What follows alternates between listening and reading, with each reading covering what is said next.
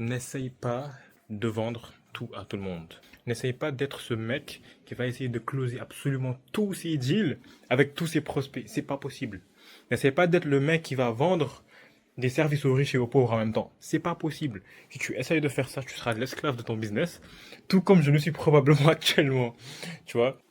Et si je fais cette vidéo, c'est aussi pour me convaincre de cette pensée-là. Parce qu'au final, c'est quelque chose que je sais. C'est quelque chose que j'ai entendu pas mal de fois. C'est quelque chose que je sais parce que j'ai fait l'expérience, donc j'ai fait des erreurs. Mais voilà, quand il s'agit d'appliquer, bah, c'est beaucoup plus dur, tu vois. Donc là, j'essaie aussi de me convaincre moi-même. Un jour, il y a une personne qui m'a contacté pour un certain service. Je lui ai donné mon prix. Elle pouvait pas. Donc elle m'a dit qu'elle pouvait pas et que bah, elle avait pas envie d'être là à négocier avec moi. Son but, c'est pas vraiment de marchander, essayer de négocier à l'euro près, tu vois. Du coup, moi, ce que j'ai fait à ce moment-là, j'avais fait 0 € de chiffre d'affaires. Je venais littéralement de commencer. Bon, je venais pas littéralement de commencer, mais j'avais encore fait 0 argent. C'est-à-dire que moi, dans mon esprit, mon seul objectif, c'était de faire de l'argent. Je m'en foutais. Je voulais juste passer de 0 à 1, tu vois. Je voulais pas directement passer de 0 à, je sais pas moi, tu vois, percer, tu vois, faire d'extrêmement gros deals. Je voulais juste passer ce cap et faire de l'argent en ligne, tu vois. Du coup, cette personne, quand elle m'a dit qu'elle pouvait pas, moi, ce que j'ai fait, c'est que j'ai essayé de négocier. Donc j'ai littéralement divisé par 2 le prix que je lui avais dit. Et là, elle a accepté, tu vois. Du coup, je lui ai fait le service qu'elle m'a demandé. Récemment, cette personne me contacte à nouveau pour un autre service. Là, je lui donne un prix. Sauf que entre-temps, j'ai eu un reformatage de mon mindset, je vais dire. À l'époque, j'essayais trop de pricer hyper cher, tu vois. J'avais un peu la mentalité à Hormozy. Je savais pas comment délivrer un service. Je venais littéralement de commencer dans le business, mais j'essayais quand même de pricer hyper cher, tu vois. Comme les gens, comme les gens que tu vois en ligne, comme les résultats que te mettent en avant des personnes qui ont des accompagnements business, qui ont des formations à te vendre en ligne. Voilà, ce genre de résultats, ils te disent, ouais, telle personne a rejoint mon accompagnement. Son premier deal, en 10 jours, il a eu son premier deal, il l'a fait à 2 000 €, tu vois, à 3 000 €. Du coup, moi, j'essayais de vendre hyper cher de la même manière. Mais entre-temps, bah, on va dire, bah, j'ai changé un peu de mindset. Je me suis mis à l'évidence. Je me suis dit, en fait, que c'est un peu trop arrogant d'estimer ou de s'attendre à faire d'aussi gros deals alors que tu débutes littéralement. Tu ne sais pas délivrer tu sais pas comment onboarder un client. Tu sais pas comment délivrer un service de la meilleure des manières. Même sur le plan technique. Mais t'es pas le meilleur, mon frérot. Tu viens de commencer. En vente, t'es encore plus nul.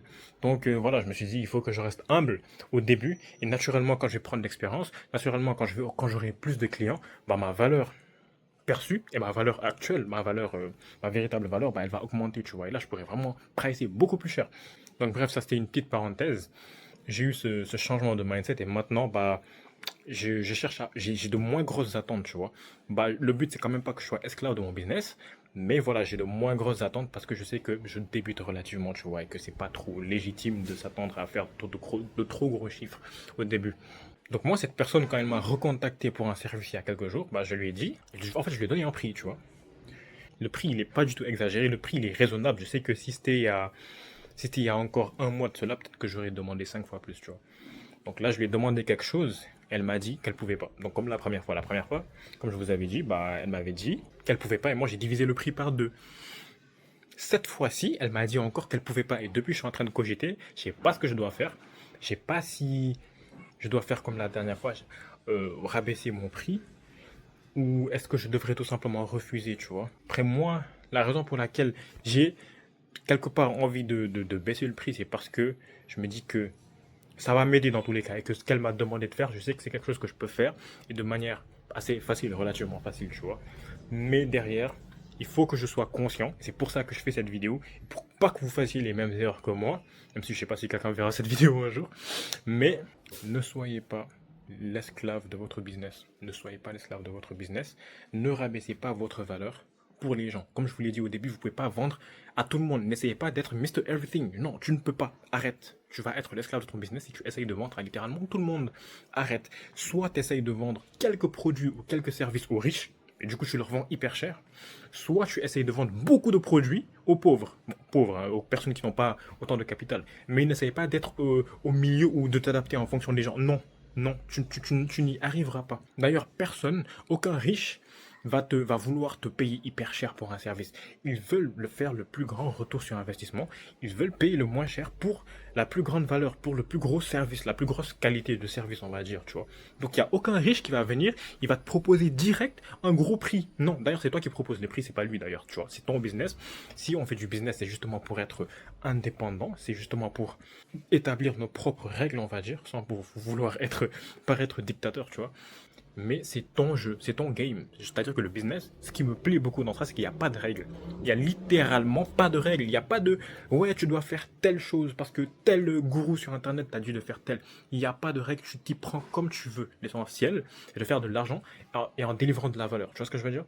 Donc moi, j'ai eu cette lumière, je me suis rappelé d'une parole de Hormozy. Justement, c'est lui qui disait ça, que tu peux pas être le gars qui essaye de vendre à littéralement tout le monde. Essaye de vendre soit des produits riches, quelques produits chers, high ticket aux riches, soit tu essayes de vendre beaucoup de produits comme des digital products, des produits digitaux, aux pauvres. Mais sinon, n'essaye pas de t'adapter en fonction des gens. Et du coup, moi, quand j'ai eu cette réalisation, je me suis dit, ok, cette personne, je dois tout simplement lui dire non. Ok, c'est vrai que ce qu'elle m'a demandé de faire, j'ai la capacité de le faire et je sais que je vais bien le faire. Mais ça peut plus continuer, je peux pas être l'esclave de mon business à vie, tu vois. C'est pas possible, je vais pas m'en sortir comme ça. Donc voilà, choisissez votre camp en fonction de ce qu'il y a de mieux pour vous. Vendez aux riches ou vendez aux pauvres, mais n'essayez pas de vendre à tout le monde. Et surtout, n'acceptez pas de baisser votre valeur perçue. Parce que lorsque vous allez proposer un prix à une personne, cette personne va vous dire qu'elle peut pas et que toi tu vas diviser ton prix par 2 ou par 3, mais ta valeur perçue, mais elle prend tarif, mon gars. Genre, tu n'as plus aucune valeur. T'es limite son employé, en fait. C'est elle qui te domine. C'est toi qui dois imposer tes règles, tu vois. Et ta valeur perçue, elle baisse. Tu n'as plus aucune valeur. C'est-à-dire que cette personne, elle peut faire ce qu'elle veut de toi. Ta valeur perçue, elle baisse. Alors que si tu restes sur tes standards, tu lui montres que voilà, moi je peux pas te délivrer un service avec cette valeur à ce prix-là. Parce que derrière, j'ai aussi de la demande, j'ai aussi des clients qui me payent beaucoup plus cher que toi ce que tu me payes. Moi, limite, c'est un sacrifice que je fais pour toi, tu vois. Après, bien sûr, j'ai envie de provide de la valeur. J'ai envie de te donner de la valeur et de te faire plaisir. Moi, ça me ferait plaisir de te donner plus de valeur que ce pourquoi tu as payé, tu vois. Parce que moi aussi, ça m'aurait plu que je paye pour un service, mais que j'ai encore plus de valeur que ça, que ce pourquoi j'ai payé, tu vois. Donc j'ai envie aussi que les autres aient cette sensation-là, mais au bout d'un moment, faut pas abuser. Certains services, ils valent tellement cher que frérot, je peux pas te le faire à certains prix, tu vois. C'est tout simplement pas possible. Donc voilà, je pense que cette personne, je vais tout simplement lui conseiller, dans un premier temps, de faire un paiement plusieurs fois, mais je vais pas rabaisser mon prix.